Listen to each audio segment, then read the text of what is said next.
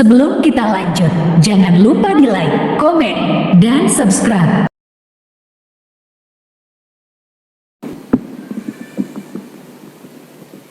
Assalamualaikum warahmatullahi wabarakatuh.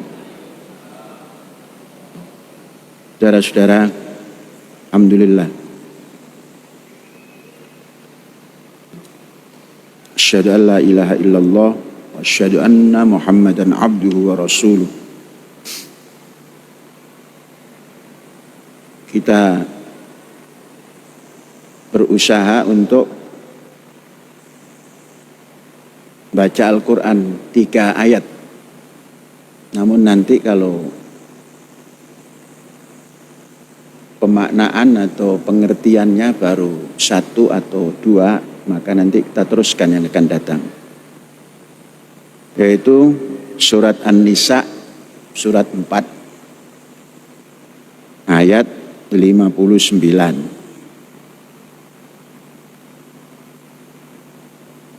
Kemudian surat 3 yakni Ali Imran ayat 64. Nah, nanti kalau ada masih waktu, masih ayat 4, surat 4 An-Nisa ayat 164. Itu yang akan kita baca dan kita berusaha mengerti daripada apa yang terkandung dalam ayat-ayat yang disebutkan oleh Syekh tadi. Sebelum itu, saya mau menyampaikan laporan tentang perayaan 1 Syuro atau 1 Muharram.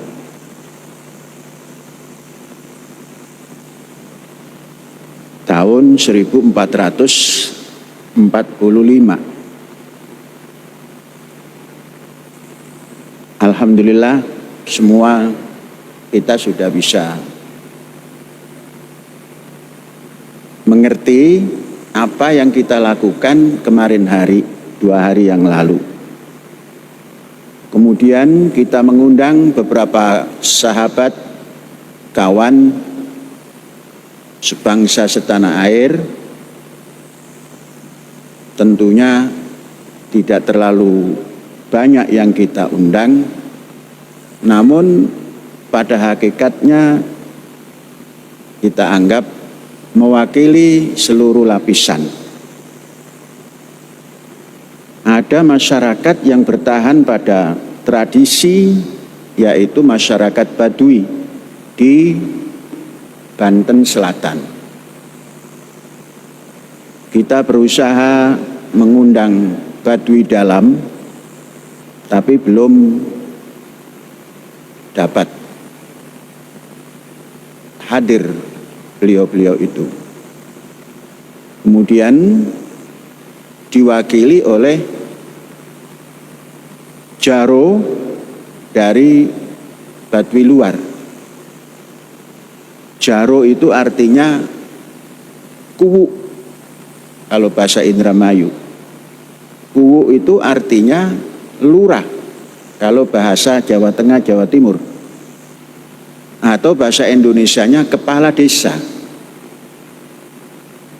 Dulu saya bisa kenal dengan Jaro Karis, tapi sekarang sudah tidak ada. Pada waktu saya di Menes, itu pernah dikenalkan kepada Jaro Karis, orang yang cukup ternama di lingkaran Baduy. Kemarin hadir 2 orang. Kemudian dari sahabat-sahabat yang lain, dari berbagai pemeluk agama, yang Hindu, yang Buddha, yang Konghucu, yang Nasrani atau Kristen, baik itu Katolik maupun Protestan. Kemudian para cendekia. Kita bisa menyaksikan semua karena kita kasih kesempatan untuk menyampaikan ucapan dalam satu Muharram tersebut. Ada yang dari generasi muda dan rata-rata muda-muda. Karena yang tertua yang hadir ketika itu Syekh. Jadi saya melihat muda-muda semua. Yang termuda barangkali ada saudara kita yang Syekh mengenalnya sudah lama tapi baru jumpa beberapa kali tatkala beliau datang ke kampus ini. Mula-mula Syekh tidak memahami bahwa Pablo Benua itu nama orang atau nama posketnya. Ternyata nama beliau mudah sekali. Dan sempat memberikan kalimat, bahkan panjang kalimat yang disampaikan. Kita semua mendengarnya. Itu mewakili generasi yang paling muda barangkali. Karena lahirnya tahun 80-an.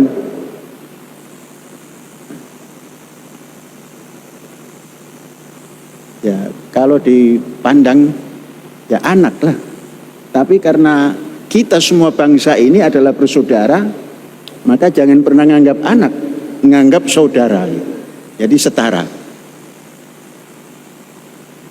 Ya, semua yang hadir kita ucapkan terima kasih. Dan tidak lupa wali santri. Sekalipun saya belum bersalaman dengan wali santri, ya mudah-mudahan nanti ada kesempatan kita bisa bersalaman. Namun salamannya nanti kalau menggenggam begini terlalu lama, jadi begini saja, tak tak tak tak, cepat. Nanti ada waktunya. Kemudian dalam kesempatan itu orang-orang yang menanam sesuatu kecurigaan itu selalu mengucapkan bahwa satu Muharram ini acara sakral bagi Az-Zaitun. Padahal nggak sakral, nggak apa. Satu Muharram daripada tidak diperingati, ngomong katanya hijrah dan sebagainya, tapi tidak mau memperingati, ya kitalah yang memperingati. Dan kita anggap tidak sakral, tidak apa. Karena itu hanya membedakan tahun Syamsiyah dengan tahun Qamariyah. Di Jawa ini telah mengadopsi tahun Hijriyah itu sebagai tahun Jawa. Maka dinamakanlah perayaan satu Syuro. Begitulah tradisi Jawa. Dan kita tinggal di Indonesia, barangkali tepatlah kalau kita ngikuti tradisi Indonesia ini. Satu Syuro. Kemudian di dalamnya ya kita isi namanya tahun baru. Mengapa kalau tahun baru Syamsiyah kita berani sampai bermalam suntuk, kemudian nari-nari di jalan, dan kita membakar petasan dan rame-rame. Kemudian paginya diumumkan ada yang meninggal kena injek dan lain sebagainya. Nah ini tahun Qamariyah. Sebab bulan dan bintang itu, bulan dan matahari itu dua-duanya berfungsi. Maka kita ambil yang Qamariyah. Kalau Qamariyah hanya duduk di masjid saja, karena namanya juga sinar matahari dan sinar bulan itu jauh berbeda. Sesinar-sinarnya bulan itu tidak pernah mengeluarkan hangat. Tapi serendah-rendahnya sinar matahari itu membawa hangat. Jadi hangat 12 jam diteduhkan oleh sinar bulan yang tidak membawa hangat. Kita maknai awal tahun itu. Maka menjadilah satu Muharram atau satu Syuro. Jangan diagamakan itu. Bukan agama itu, tradisi. Kalau sudah tradisi, jangan dibalut dengan tradisi keagamaan. Nanti bisa sesat. Ya katakanlah tradisi gitu saja. Namun kalau tradisi itu baik, itu mendapatkan nilai kebaikan. Kemudian ada orang yang mengatakan punya ritual khusus. Apa itu ritual khusus? Tidak pernah menyebutkan. Mungkin ritual khusus itu ada sedekah Muharram.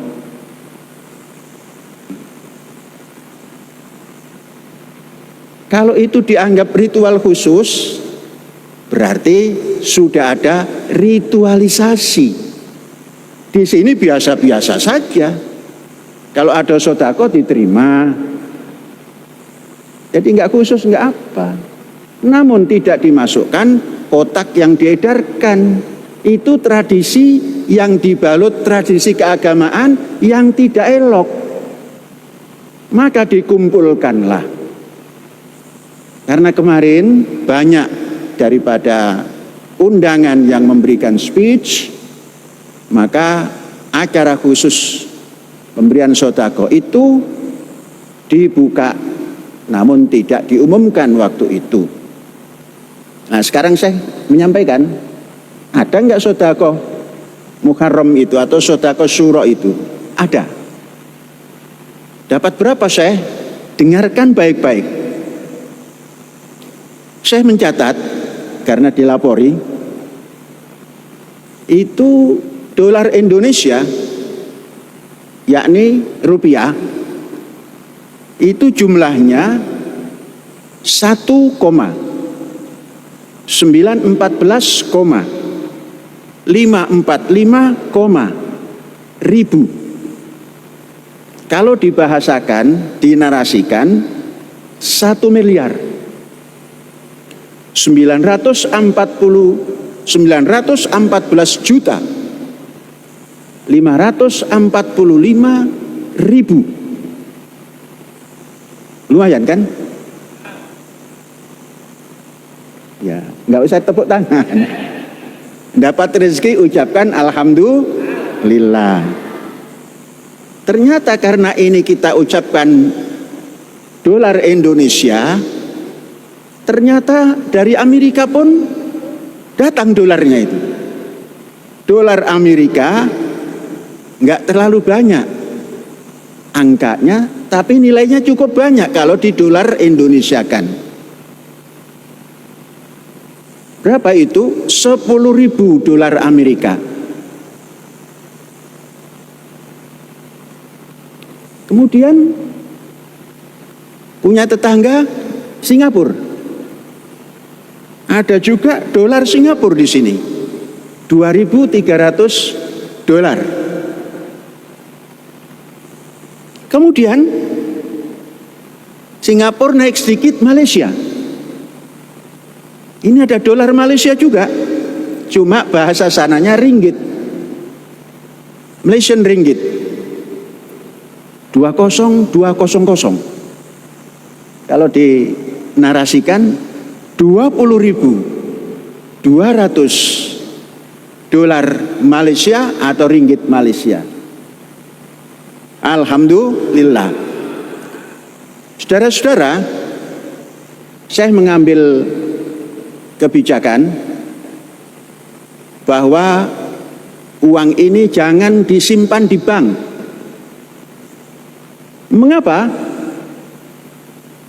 Karena bank sudah tidak bisa merahasiakan kekayaan nasabahnya yang disimpan di bank.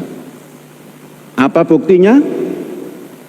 Seluruh yang kita simpan di bank itu diumumkan bahwa rekeningnya sekian banyak, khususnya lagi rekeningnya Panji Gumilang diumumkan lagi ada 15 triliun.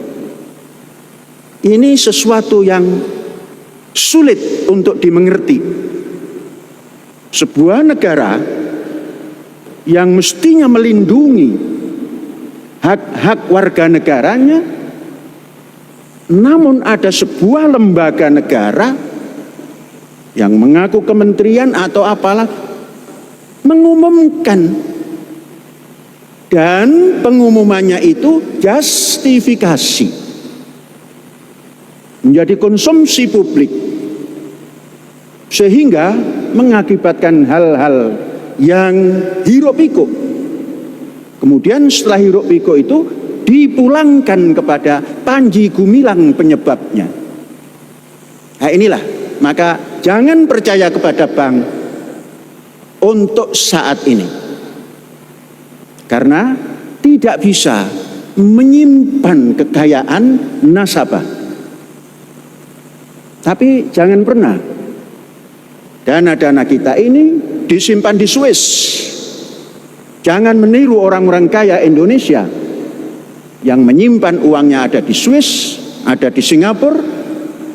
Walaupun kita dinista, dana-dana kita diblokir. Jangan pernah kita benci kepada negara. Jangan pernah kita benci pada negara. Jangan pernah uang kita simpan di negara asing. Simpanlah dalam peti Indonesia.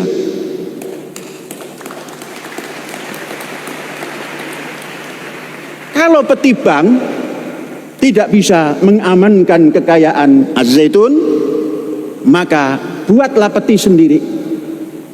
Itulah tabut penyimpan dana untuk pendidikan. Maka dana yang kita terima ini tidak perlu kita simpan di bank. Kembali kepada tradisional tapi rasional. Saudara-saudara, masih berkenaan dengan dana, nanti ayat yang kita sampaikan tadi kita bahas di lain hari. Kita mendapat dana BOS, BOS. Apa itu singkatan dari? Bantuan Operasional Sekolah. Untuk tahun ini, yang semestinya bisa diturunkan lagi kekurangannya, juga terblokir.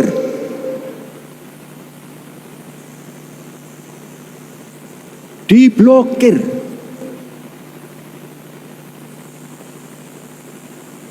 Diblokir, saudara-saudara. Jadi nggak turun.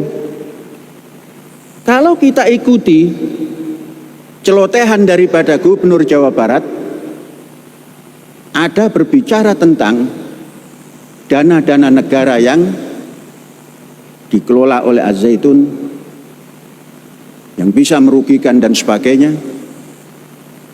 Barangkali dana BOS ini, saya gembira kalau BOS ditahan, tidak diberikan. Sangat gembira. Tidak usah sedih.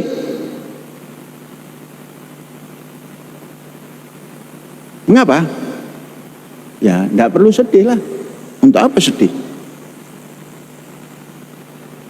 Waktu berdiri juga nggak dapat apa-apa.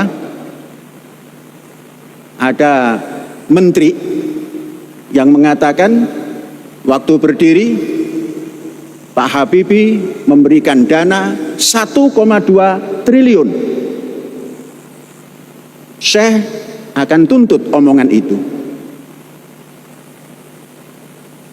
Saudara-saudara, Pak Habibie datang ke sini, 1 sen pun tidak memberikan kepada kita Az-Zaitun. Catat itu.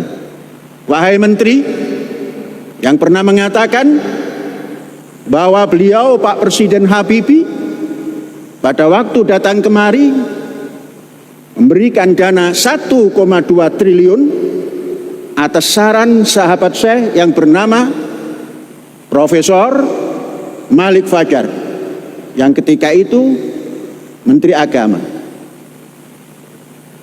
Ketahuilah wahai bangsa Indonesia, itu omong kosong. Dan saya akan menuntut omongan itu.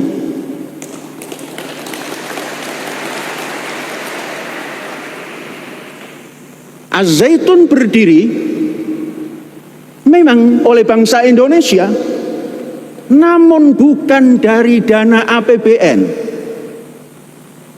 Pak Habibie sebagai presiden datang kemari, itu bagi kita sebuah penghormatan.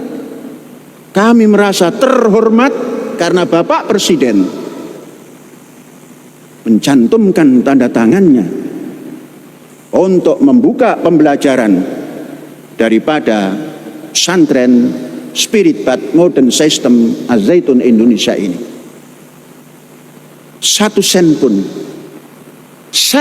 pun tidak membawa dana seperti yang diucapkan oleh salah seorang menteri negara yang masih hari ini bertanggung jawab.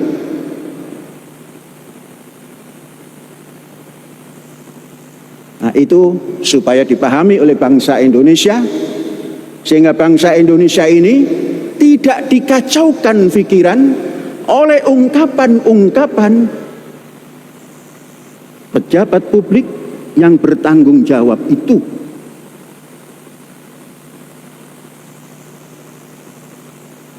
Kita masuk ke BOS lagi. Kalau ini di stop, dan kalau ini mengganggu keuangan negara, mari kita berusaha. Mari kita berusaha. Berapa lama kita mendapatkan BOS? Dari tahun 2009 sampai 2023. 15 tahun. Jumlah yang terkumpul dari BOS semuanya dari 2009 sampai 2023 adalah 55 miliar 816 juta 423.597. Itu angkanya sebelum diambil pajak. Mari kita, kalau ini mengganggu APBN negara, mari kita pulangkan kepada negara.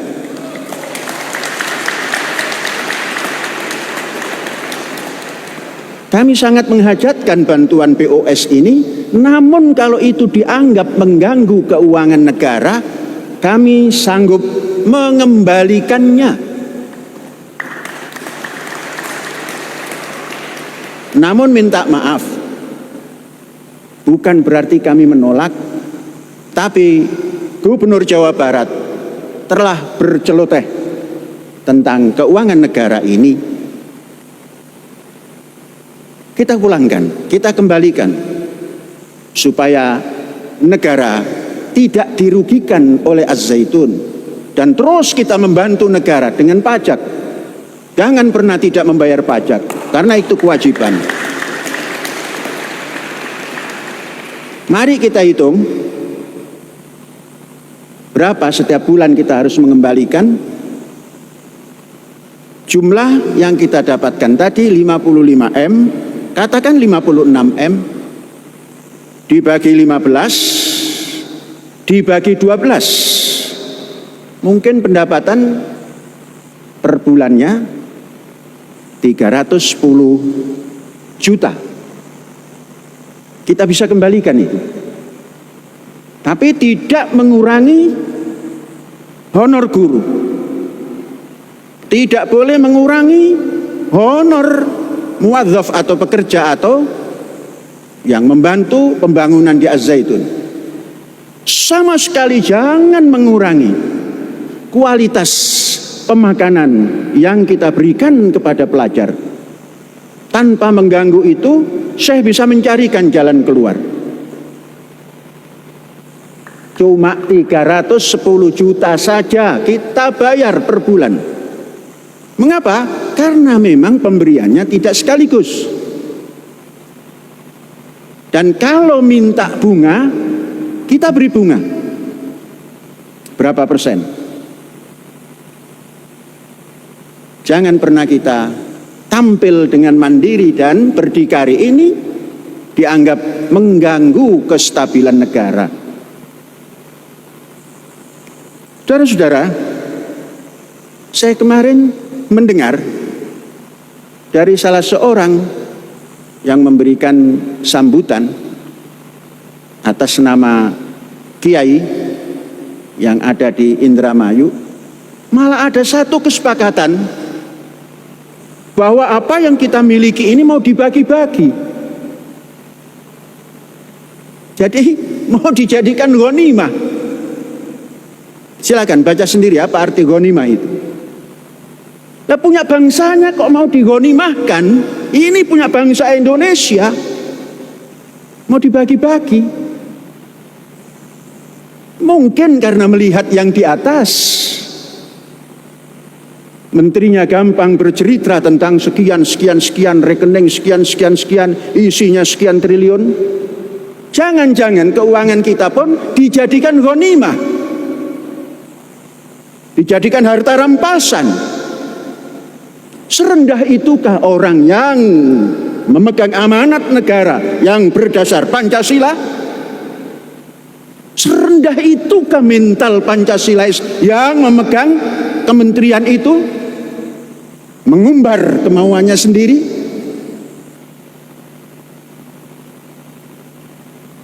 Saudara-saudara, saya bertanya,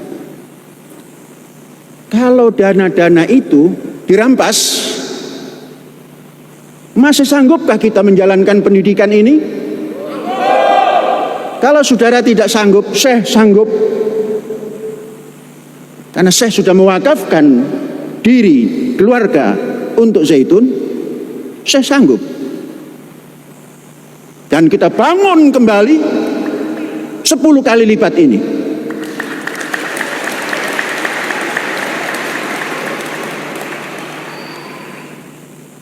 Saudara, jangan pernah minta. Jadilah mental yang memberi, agar persatuan bisa terlaksana. Kalau kita hanya meminta, nggak mungkin bisa terlaksana persatuan. Memberi. Apa memberi? Boleh kita ikhlaskan. Ambil semua yang kamu blokir.